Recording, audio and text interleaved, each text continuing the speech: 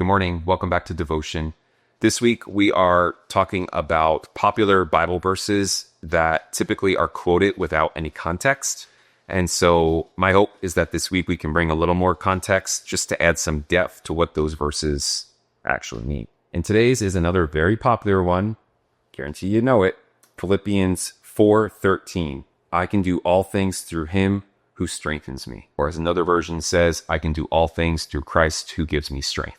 While this verse sounds like it could stand on its own because it is a true statement, when we take one line out of Scripture, it removes it from its context. Therefore, you can then go ahead and apply it to any situation that you're in, as well as we kind of miss the rich meaning that the verse has by not understanding where it came from, why the person was saying what they were saying. So let's start with Philippians. This letter was written by the Apostle Paul, and it was written while he was in prison. Now, that is a big detail that we don't want to overlook because he's not writing from a cruise ship, eating cheese and crackers, saying, I can do everything through Christ. Or he didn't just win his high school football game saying, I can do all things through Christ. Brothers, in prison, he's jailed because of preaching the good news. If you just had that little tidbit of knowledge, it adds a little more depth to this one line. And then let's add to that the context in which this sentence is in. So let's take it back a few verses. Philippians 4:11, Paul says, not that I am speaking of being in need, for I have learned in whatever situation I am to be content. I know how to be brought low, and I know how to abound. In any and every circumstance, I have learned the secret of facing plenty and hunger, abundance and need. I can do all things through him who gives me strength. So here we can tell Paul isn't talking about wanting to get up the courage to go talk to his boss about a promotion. He's not talking about building up the gusto to go skydiving. He's not talking about getting up courage to start a new business or to ask the person he wants to marry him. Now, those things are still valid, but when you put that list up next to his list, they kind of seem really, really, really insignificant compared to what he's talking about. He's talking about being brought low, being brought high, about being hunger or about having plenty, being in prison or being free.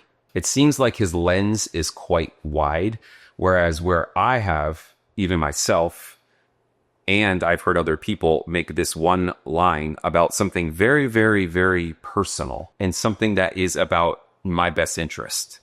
That's typically how I hear this. Like, I'm afraid to do something, or I don't have the courage to do this, or whatever it is, but I can do all things through Christ who strengthens me, to give me a little, kick to go get that thing done. Again, the instances that I have heard this in and that I have applied to it myself, all they're about me. They're about my best interests. They're about something that I want or something that I'm trying to do. Whereas with Paul, if we read what he's saying here, he's saying he has found the secret to being content in all circumstances, whether he is shipwrecked or whether he's on land, whether he has been beaten or he's free, whether he is hungry or he has plenty. He even says it in the middle of these verses. I have learned the secret of facing plenty and hunger, abundance and need. I can do all things through him who strengthens me.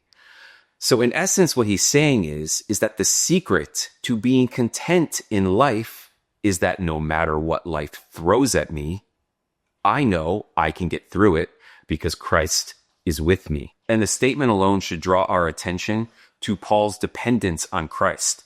I can do all things through Christ who strengthens me. And that just reminds me, it's kind of like a lot of times I've seen it in my own life, and I'm sure you have as well, where I find myself looking to Christ more like a supplement than my sustainer. We take supplements to make up for the difference of nutrition that we're not getting in our food. So you may take a multivitamin just to make sure you cover all of your bases, that you're getting all your zinc, magnesium, vitamin C, and everything else. But you can't live off of supplements. I can't just take vitamins all day and expect vitamins and minerals in a supplement to sustain my life. I need calories, I need fats, I need carbohydrates. those are the fuel. Those are the source of where my body is going to make energy from. And we can see here that Paul is viewing Christ as his source. He's not using him as a supplement. And I must say that what we're all looking for in life, every single last human being on the planet, we are looking for that sense of contentment. Sometimes we may call it happiness, but that's not really what we're looking for. We're not looking for happiness. Happiness is fleeting, but contentment is where it's like, I'm good.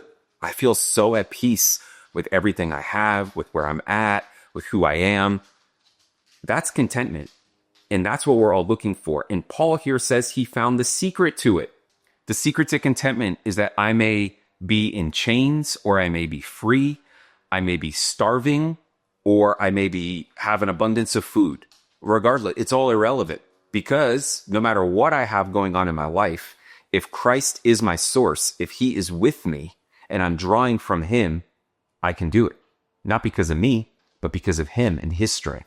I asked you guys yesterday, I'm going to ask you again today, if there are popular verses that come to your mind, and when you think about them, you don't really know the context that they're in. You just know like the one line or the few lines of the popular verse.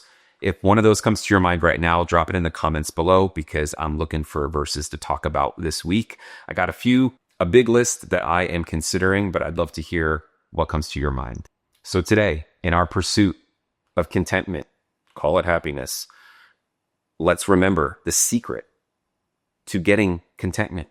It's that no matter what's going on in my life, whether it's perfect, imperfect, in perfect order, or chaos, I can face this. I can do this because of Christ who lives in me.